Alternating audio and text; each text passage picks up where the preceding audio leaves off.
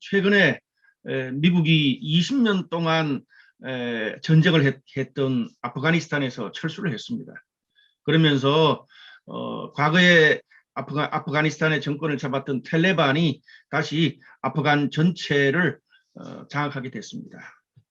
그런데 그런 일련의 과정 가운데서 아슈라프 간이라는 아프가니스탄 대통령이 해외로 도피를 했습니다. 도망가면서 챙긴 돈이 2천억 정도가 된답니다. 뭐 우리 일반인들은 가늠할 수 없는 그런 돈이죠. 특별히 탈출용 헬기를 타고 도망을 하면서 헬기에 싣지 못한 돈을 활주로에 그대로 버려두고 떠났다고 외신이 보도를 했습니다. 그에 반해 지난주에 아프간의 이렇게 엘리트 여성들, 아주 주도적으로 지도력을 펼쳤던 여성들이 탈레반이 여성의 인권을 탄압하는 것에 반대해서 총을 든 탈레반들 앞에서 교육과 취업의 기회를 달라고 시위하는 것을 아마 여러분 매스컴으로 다 보았을 것입니다. 과거 이 탈레반은요, 미국이 침략하기 전에 아프가니스탄을 통치할 때 머리끝부터 발끝까지 가리고 망사를 통해서 밖을 볼 수 있는 부르카라는 것을 여성들에게 입으라고 강요를 했습니다. 그래서 모든 아프간의 여성들이 부르카를 입고 생활하도록 하는 것을 법으로 강제했습니다. 최근에도 이 카불에서 어떤 한 여성이 부르카를 입지 않았다고 총살을 했다고 합니다. 그런 상황에서 이 한 20여 명 남짓한 여성들이 부르카를 벗고 시위를 했다는 것은 목숨을 담보한 용기 있는 일이라고 할 수 있겠습니다. 똑같은 상황에서 자기만 살겠다고 국민을 버리고 떠나는 대통령이 있는가 하면 같은 환경 가운데서 인권을 위해서 목숨을 걸고 시위하는 여성들도 있습니다. 우리가 인생을 살면서 수많은 다양한 상황을 맞닥뜨리게 되는데요. 그럴 때마다 정말 우리나 주변의 다른 사람들에게서 볼 수 있는 다양한 리더십을 보게 됩니다. 뭐 가니 대통령처럼 도피하는 리더십을 볼 수 있는가 하면 아프간의 여성들처럼 고통과 억압에 온몸으로 맞서서 반응하는 그런 리더십을 볼 수도 있을 것입니다. 우리가 어떤 상황에 있느냐보다 우리가 다양한 환경에서 내 안에 어떤 리더십의 DNA가 형성되어 있느냐, 그것이 훨씬 더 중요하다고 저는 생각을 합니다. 같은 상황을 만나도 대응하는 리더십이 다르면, 반응하는 모습이 다르면 과정과 결과도 달라지기 때문에 그렇습니다. 오늘 우리가 함께 보았던 본문의 말씀은 예수님께서 제자들에게 십자가를 지는 리더십의 DNA에 대해서 가르쳐주는 그런 장면입니다. 오늘은 고난과 희생, 수고와 이 희생의 리더십을 이야기해주고 있고, 오늘 본문 그 다음에는 섬김의 리더십에 대해서 이야기를 해주고 있습니다. 제가 2주에 걸쳐서 오늘 예수님의 리더십에 대해서 말씀을 좀 나누고 싶습니다. 오늘 십자가의 리더십은요, 본문에 나오는 제자들뿐 아니라 예수를 믿는 모든 성도들이 가져야 될 그런 리더십이기도 합니다. 내용을 요약하면 이렇습니다. 예수님께서 제자들과 함께 예루살렘으로 가는 길에서 머지않아 자신이 유대 종교 지도자들과 로마 군인들에게 핍박을 받고 십자가에 달려서 죽을 것이라는 그런 예언을 했습니다.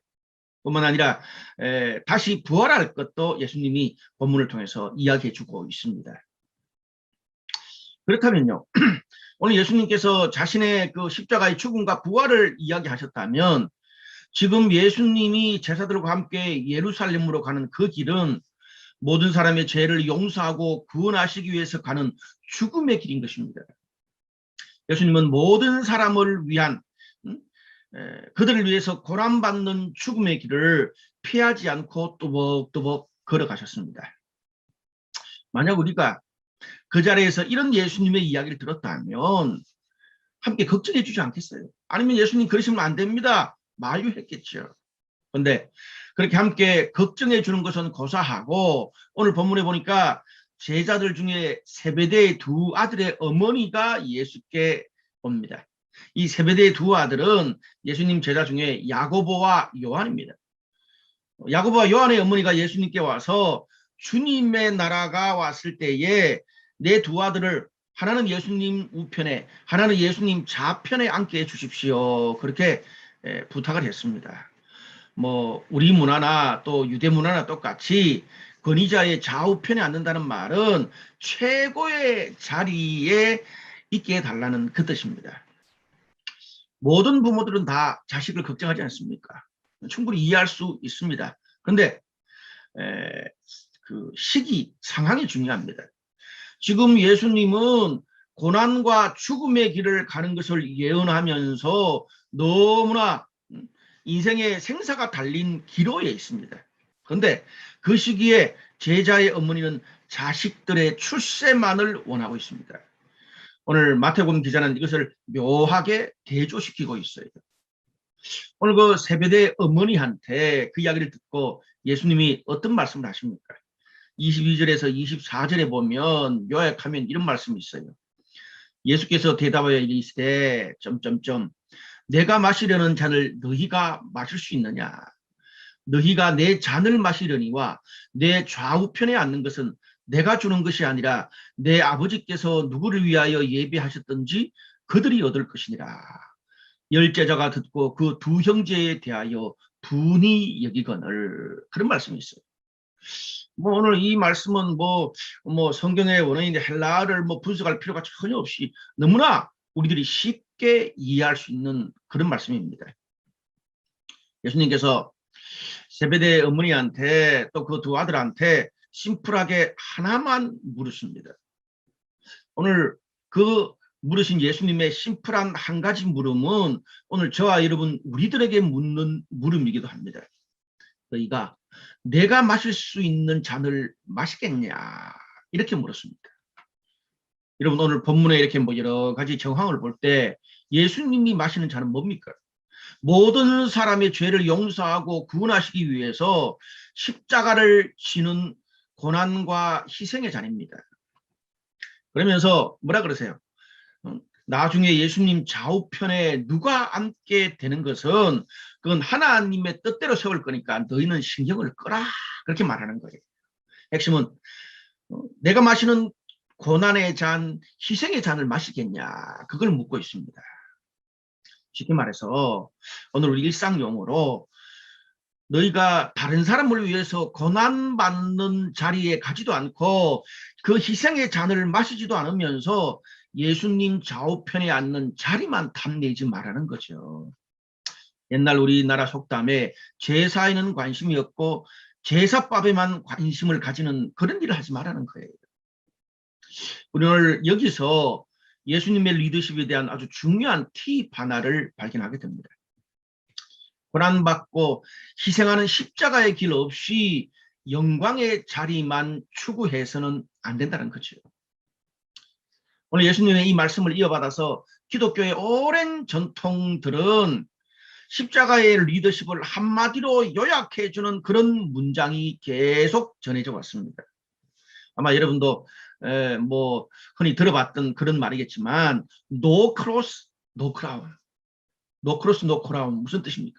십자가 없이 영광도 없다. 그 뜻입니다. 근데 오늘 예수님처럼 십자가의 길까지 언급을 하면 평범하게 살아가는 우리들에게 적용시키기는 좀 너무 멀게 느껴지고요. 좀 오늘 이 예수님의 말씀 No cross, no crown. 고난과 희생 없이는 영광이 없다. 이 말씀을 우리의 일상에 좀 적용해 봤으면 좋겠어요. 이게 무슨 말이에요? 수고와 희생의 대가를 충분히 치르지 않으면서 좋은 보상, 좋은 결과를 기대하지 말라는 거예요. 우리 이런 말 많이 하잖아요. 근데 간혹 이런 말이 때때로 힘든 상황에서 최선을 다하는 사람들한테는 매정하게 들릴 수도 있겠지만은 이거는 성경에서 말하는 리더십일 뿐 아니라 세상의 모든 일에 다 적용되는 것입니다. 여러분 우리가 성경을 볼 때요. 구약이 다르고 신약이 다르고 예수님의 이야기도 이 사복음서 기자 4명의 관점이 달라요. 그런 것처럼 우리가 기적을 이야기할 때 성경에서 말하는 기적도 여러 가지 다양한 차원의 기적을 이야기하고 있습니다. 그런데 그 성경에서 말하는 기적 중에 제일 기본적인 그런 기적 자세가 있습니다. 그게 뭐냐면 시편 128편 1절 2절 말씀, 우리가 잘 아는 말씀이 있죠. 여호와를 경외하며 그의 길을 걷는 자마다 복이 있도다. 네가 네 손이 수고한 대로 먹을 것이라. 네가 복되고 형통하리로다. 무슨 말입니까? 우리 인생이 하나님의 길을 따라가는 것이 축복이라는 거예요. 뿐만 아니라 내 손이 수고한 대로 열매를 얻고 먹는 것이 축복이고 형통이다. 그렇게 이야기를 해주고 있습니다. 여러분, 제가 좀 기적에 대해서 좀 한 2가지 차원에서의 기적의 어떤 다른 관점을 좀 이야기해 주고 싶어요. 성경에서. 우리가 구약성경 출애굽기를 보면 이스라엘 백성들이 광야에 40년 동안 떠돌잖아요. 그때 이스라엘 백성들이 광야 40년 동안 어떻게 하나님께서 그들을 먹이셨습니까? 하늘에서 만나와 메추라기가 매일 떨어져서 그들을 40년 동안 광야에서 먹이셨습니다. 그런데 그런 이스라엘 백성들이 가나안 땅에 들어가서 이 첫 해의 곡식을 추수를 딱 하고 나니까 40년 동안 내렸던 만나와 메추라기가 딱 끊어졌어요. 무슨 말입니까? 광야에서는 여러분 수백만 되는 이스라엘 백성들이 광야에서 하늘에서 만나와 메추라기가 내리지 않으면 어떻게 먹고 살 수 있습니까? 다른 어떤 먹고 살 수 있는 방법이 없어요. 광야에서는. 그러니까 하나님께서 매일 만나와 메추라기를 주신 거예요. 그런데 이제 가나안 땅에 들어가서는 농사를 지을 수 있잖아요. 그건 비옥한 땅이니까. 그러니까 더 이상 이제는 가나안 땅에서 하늘만 쳐다보고 광야에서 입만 벌렸던 그런 기적을 바라지 말고 너희가 농사를 지어서 네 손으로 수고한 열매를 먹는 삶을 살아라는 거예요. 여러분, 그런 면에서 오늘 여기에 광야의 기적과 가나안 땅의 기적이 다릅니다. 여러분, 이 가나안 땅의 기적은요, 특별히 또 이 가나안 땅의 이 기적이 오늘 예수님이 말씀하시는 그런 이 고난과 희생, 수고와 희생의 리더십이에요. 우리가 삶에서 수고하고 땀 흘리고 희생의 과정이 없이 얻는 보상은 기적이나 요행이 될 소지가 농후합니다. 왜? 내가 수고하고 땀 흘리지 않았기 때문에 귀한 줄 모르거든요. 여러분, 그래서 우리가 성도들이 세상을 살아갈 때에 광야의 기적과 가나안 땅의 기적을 잘 분별할 수 있어야 됩니다. 광야의 이스라엘 백성들과 비슷한 그런 케이스가 이 그리 시내가에 숨어서 살았던 3년 반을 살았던 엘리야에게서도 찾아볼 수 있습니다. 광야 이스라엘 백성들, 그리 시내가의 엘리야는 내가 할 수 있는 것이 아무것도 없기 때문에 하늘에서 만나가 내리고 까마귀가 먹을 것을 날라다 주는 기적밖에는 기대할 수가 없어요. 우리가 그런 상황에 처했다면 목숨 걸고 하나님께서 도와주시는 그것들을 간절히 기대하고 기도할 수밖에 없어요. 근데 가나안 땅에서는 다르죠. 오늘 예수님과 함께 예루살렘으로 들어가는 제자들의 상황, 오늘 우리들의 상황은 다르다는 거죠. 만약에 우리가 내가 뭐라도 할 수 있고 또 다른 사람의 도움을 받고 또 전문가 또 전문적인 단체들의 도움을 받을 수 있다면 그런 상황에서는 까마귀만 기다려서는 안 되고 내 손이 수고한 열매로 기적을 이뤄내야 된다는 거죠. 어떤 사람들을 만나보면 나는 어떤 일을 위해서 최선을 다하고 모든 것을 다해봤는데 도저히 안 됩니다. 그 일을 하면서 스트레스와 고민으로 죽을 것 같습니다. 그런 고백을 하는 분들이 있어요. 안타깝죠. 그런데 때때로 우리가 팩트 폭격을 할 필요가 있습니다. 우리가요, 고민과 스트레스를 많이 받고 내가 그 일을 위해서 끙끙대는 것과 실제로 거기에 합당한 수고와 희생의 대가를 지불했냐, 이거는 다를 수 있습니다. 내가 열심히 하고 고민 많이 한다고 수고와 희생의 대가를 정확히 지불한 것은 다를 수 있다는 거예요. 이걸 혼동하면 안 됩니다. 여러분, 우리가 하나님의 음성을 듣는다, 하나님의 뜻을 발견한다 그럴 때, 여러분, 오랜 그 2000년 동안의 기독교 영성에서 하는 말이 있습니다. 뭐냐 하면, 내 눈앞에 있는 사람들의 말을 듣고 따라가는 것도 못하면서 눈에 보이지 않는 하나님의 말씀을 듣고 따라가는 것은 어렵다는 거예요. 하나님과 인간, 십자가의 수직적인 관계와 수평적인 관계는 우리 기독교 신앙 안에서는 연결되어 있습니다. 하나님의 음성을 따라가면 사람의 음성도 따라갈 수 있어야 됩니다. 또 우리가 사람의 음성을 듣고 순종할 수 있다면 하나님의 음성도 듣고 순종할 수 있는 이것들이 연결되어 있어요. 하나님, 내 병을 고쳐주세요. 직장을 주세요. 집을 주세요. 자녀를 잘 기르게 해주세요. 전 너무 힘들어서 공황 때문에 죽을 것 같아요. 내가 아무리 열심히 노력하는데 왜 하나님 들어주시지 않는 거죠? 하나님 과연 살아계신가요? 우리가 그렇게 기도할 때 하나님 뭐라 그랬어요?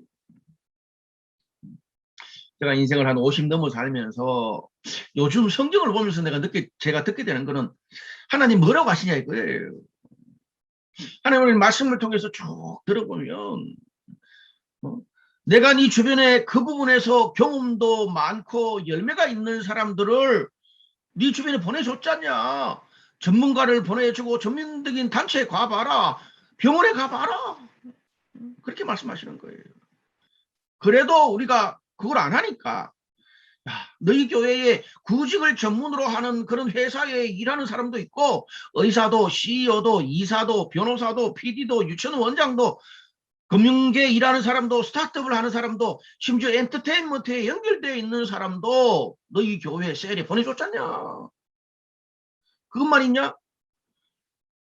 너보다 앞서서 먼저 이직의 그런 스트레스를 받아본 사람, 또 국가에서 진행하는 여러 루트를 통해서 대출을 받고 또 집을 산 사람도 있고, 재무 컨설팅을 통해서 안정적으로 자산을 잘 관리하는 사람, 또 싱글로 정말 여러 어려운 가운데서 어떻게 싱글로 살지를 그렇게 깨달은 사람, 부부 문제, 자녀 문제를 네 앞서서 고통받아보고 해결한 사람들도 있지 않냐.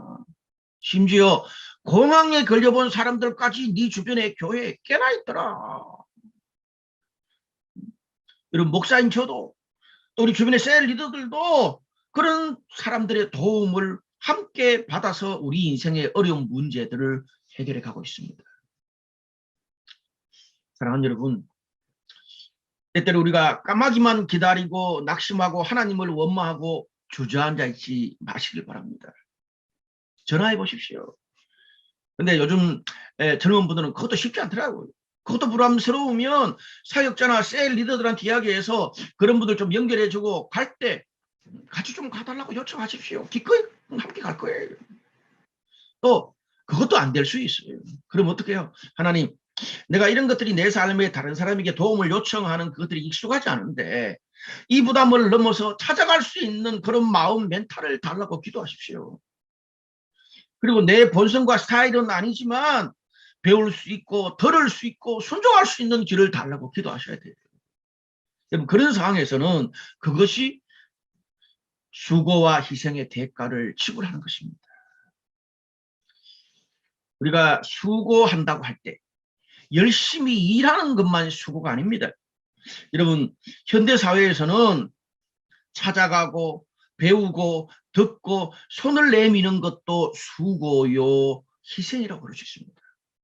오늘 여러분의 삶에서 그런 수고와 희생의 대가를 기꺼이 지불하시길 바랍니다. 그 열매는 나 혼자 고생하고 그냥 뭐 5년 10년 그렇게 헤매는 것보다 6개월 1년 만에 그 문제가 해결될 수도 있습니다. 근데 간혹 또 다른 어떤 분들은 광야에서 하나님이 만나와 메추라기를 주시도록 간절히 기도하고 하나님만 붙들어야 되는 그런 사람들도 있습니다. 그런데 그걸 본인이 알면도 불구하고 여전히 내 힘과 내 능력으로 하려고 하면 우리가 그것을 헤쳐나갈 수 없는 거죠. 여러분, 우리가 인생에서는 내 힘과 주변 사람들의 도움으로 헤쳐갈 수 있는 것도 있지만 인간의 힘으로 헤쳐갈 수 없는 그런 영역들이, 그런 어떤 담들이 있습니다. 우리가 그럴 때 어떻게 그걸 해쳐가는가, 그것도 중요합니다. 여러분 한번 생각을 해보십시오. 뭐 해리케인 폭풍, A급 폭풍이 있죠. 지금 뭐 지난 주간에 미국 뉴욕시에 완전 그런 폭풍이 강타를 해서 수십 명이 죽는 그런 사태가 있었는데요. 온 나라에 온 바다에 A급 폭풍이 들이닥쳐서 지금 막 배가 흔들리고 있는데 차가 둥둥 거기에 그냥 그물에 잠겨 떠다니고 있는데 닷을 올렸다가 내렸다가 뭐 자동차에 엎드린다고 얼마나 도움이 되겠어요. 여러분 그런 상황에서는 목숨 걸고 하나님을 의지해야 되는 거예요.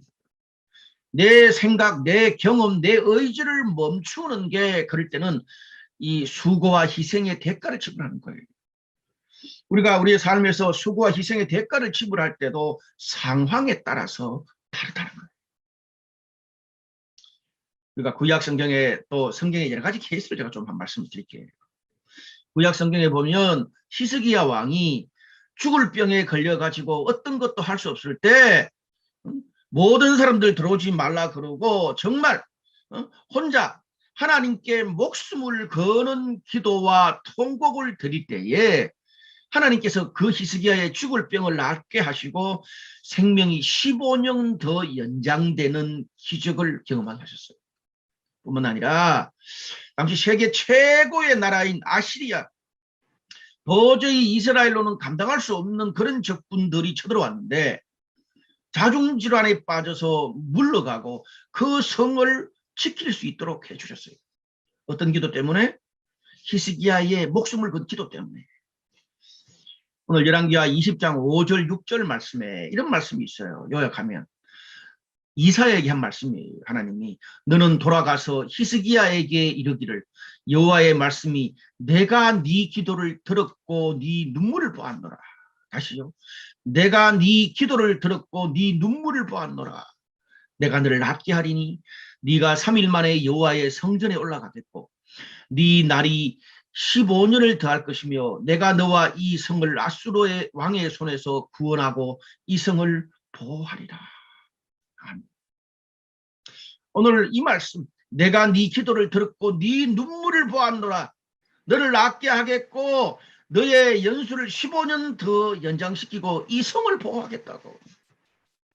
오늘 이 기도가 여러분의 기도가 될 수 있기를 바랍니다. 우리가 구약 성경의 에스더서를 보면 여인이에요. 당시에는 이스라엘 백성들이 페르시아의 지배를 받고 있었습니다. 근데 그때 권력의 2인자인 하만이라는 사람이 법을 교묘하게 이용해서 이스라엘 백성들이 자신들이 믿는 신앙을 지키면 다 죽게 되는 상황에 처하게 되었습니다.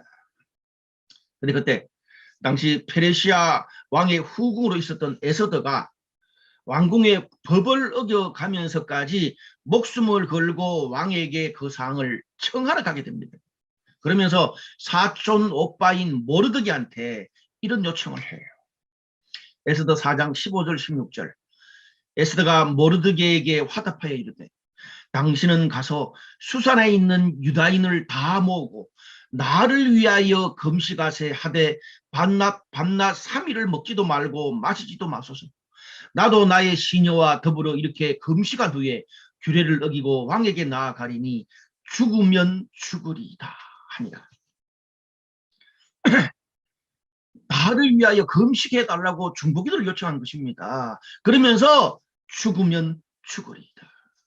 금식했어요. 하나님이 그녀의 기도를 들으시고 또 함께 기도했던 사람들의 금식하던 기도를 들으시고 왕이 내린 국가의 정책을 다시 재고하고 바꾸는 그런 기적이 일어나게 됩니다.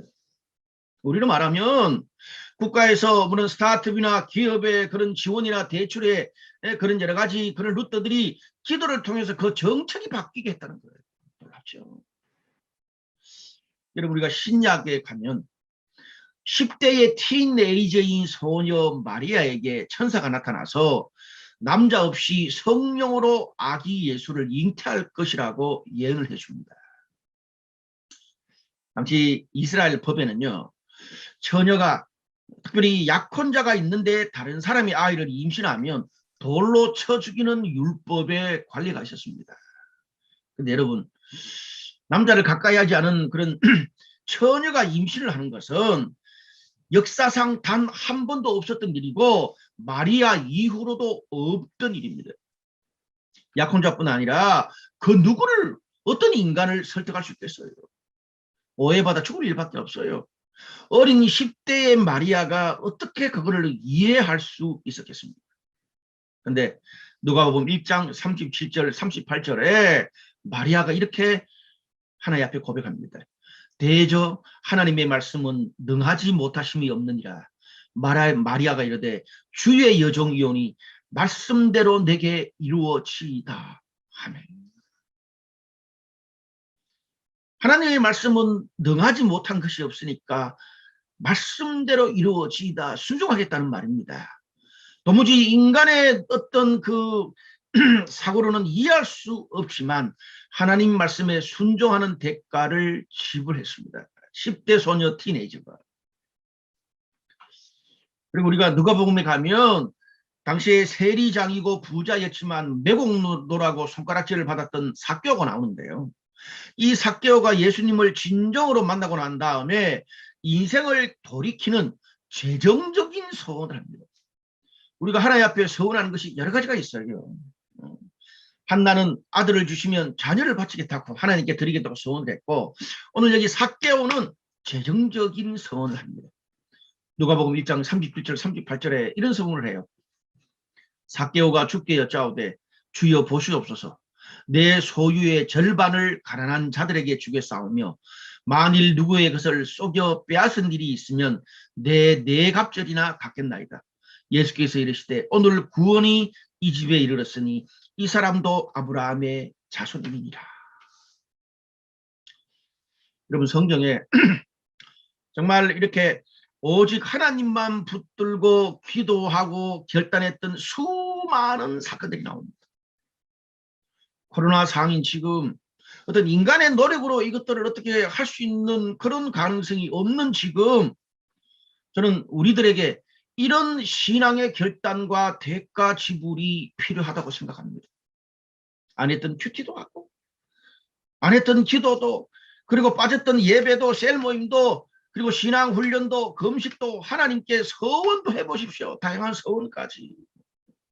그리고 오늘 그 에스더가 했던 것처럼 기도 제목을 셀에 내서 함께 집중 기도하고 함께 금식도 해보시길 바랍니다. 내 힘으로 도무지 어떻게 할 수 없는 인생의 위기가 찾아왔을 때 나 자신, 우리 가정, 우리 직장을 하나님 앞에서 절벽에 세우는 영적 결단이 우리들에게 필요할 수 있습니다. 그래서 우리가 하나님 앞에서 수고와 희생의 리더십으로, 또 어떨 때는 목숨을 거는 영적 결단을 하는 리더십으로 하나님께 나아갈 수 있기를 바랍니다. 본문에 보면 이제 그 마지막 부분에 세베대 아들의 어머니가 주님 나라에서 자기 자식을 최고의 자리에 앉게 해달라고 부탁을 했잖아요. 어떤 면에서 정말 이 신앙적인 열정과 야망이 큰 거예요. 근데 또 그렇다면, 그런 이야기를 또 주변에 그 제자들이 같이 들었다면 함께하는 동료 제자들이 그 이야기를 듣고, 아, 저 어머니의 두 아들 정도면 뭐 그럴 수도 있겠지, 그렇게 해야 되는데, 나머지 10제자가 듣고 어땠다 그럽니까? 그 두 아들에 대해서 분노를 느꼈다, 그렇게 말하고 있습니다. 그렇게 열정도 많고 성공하고 출세하고 정말 이 제자 공동체 리더십을 달라고 그렇게 열정이 있었는데 동료나 공동체의 인정과 동의를 전혀 받지를 못했다는 거예요. 왜 그랬을까요? 뭐 물론 제자들 사이에 경쟁이나 뭐 그런 여러 가지 이유가 있겠지만, 오늘 본문에 고난과 희생을 감당하는 십자가의 리더십 측면에서 한번 이 부분을 살펴보자고요. 오늘 예수님의 리더십, 십자가의 리더십은 어땠습니까? 모든 사람을 위해서 어떤 조건도 없이 예수님이 먼저 고난과 희생과 모든 수고를 감당하는 십자가의 길을 가셨습니다. 그렇기 때문에 제자들도, 아니 이 세상의 모든 사람들이 그 우리를 위해서 고난받는 그 예수님을 주로 고백하고 따르게 되는 것입니다. 그런데 그런 측면에서 세베대의 두 아들인 이 야고보와 요한이거든요. 이 야고보와 요한이 같은 동료나 제자 공동체에 먼저 솔선수범하고 수고하고 희생하고 고난의 짐을 먼저 지고 그들에게 그런 고난의 짐을 지는 인정도 받지 못하면서 최고의 자리 그리고 큰 영광만 원하니까 동료들과 공동체의 인정을 못 받는 거예요. 여러분, 우리는요, 누구나 할 것 없이 좋은 사람, 좋은 공동체를 만나고 도움을 받고 인생에서 큰 어떤 열매를 얻기를 원합니다. 근데 간혹 주변에 보면은 평상시 어떤 연락이나 도움이나 어려울 때 함께 하지도 않던 그런 사람이 자기가 필요할 때만 연락 와서 인맥 찾고 이거도 달라 저거도 달라는 그런 사람들이 있습니다. 제가 우리 뭐 특별히 주변에 있는 우리 뭐 젊은이들이나 우리 또 우리 성도들 이야기를 들어보면 그때 제일 열받는데요. 여러분, 내가 그렇게 관계를 맺으면 다른 사람도 나를 그렇게 대합니다. 그것은 뭐 개인적인 관계뿐 아니라 가장 친밀한 가정이나 직장이나 모임이나 공동체에서도 마찬가지더라고요. 그러니 우리 자녀들이 부모 세대와 이 세대 차이가 나고 부모들이 아무래도 꼰대이기 때문에 대화가 안 되잖아요. 그런데도 부모의 말을 듣고 존경하고 따르는 이유가 어디 있습니까? 사람이 다른 사람을 따르고 백성이 지도자를 따르는 이유가 어디에 있습니까? 오늘 십자가의 리더십의 차원으로 보면 같은 인간으로 부족한 점이 많겠지만 자신을 위해서 수고하고 자신을 위해서 희생해주고 관계를 위해서 모임과 공동체를 위해서 시간, 물질, 에너지, 수많은 고통과 희생의 시간을 함께 보낸 것을 나도 알고 상대도 알고 모두가 알기 때문에 그 말, 그 비전, 그 가치를 다루는 거거든요. 사랑하는 여러분, 기억하시기를 바랍니다. 사람과 관계, 상황을 바꿀 수 있는 최고의 리더십은 고난과 희생, 수고와 희생을 함께 감당하는 데서 나옵니다. 말씀의 결론을 맺겠습니다. 오늘 본문에 보면 자신의 두 아들을 주님 나라에서 예수님 좌우편에 앉게 해달라고 부탁했던 어머니, 그 어머니도 이 기독교 역사 속에서 보면 이 여인도 12제자는 아니지만 예수님의 큰 제자 그룹에 속해 있었던 예수님의 제자입니다. 근데 오늘 본문에 자신의 아들을 좌우편에 앉게 해달라는 이 여인의 말을 듣고 예수님이 뭐라 그래요? 네가 하는 말을 알지 못한다라고 이야기했습니다. 무슨 말이에요?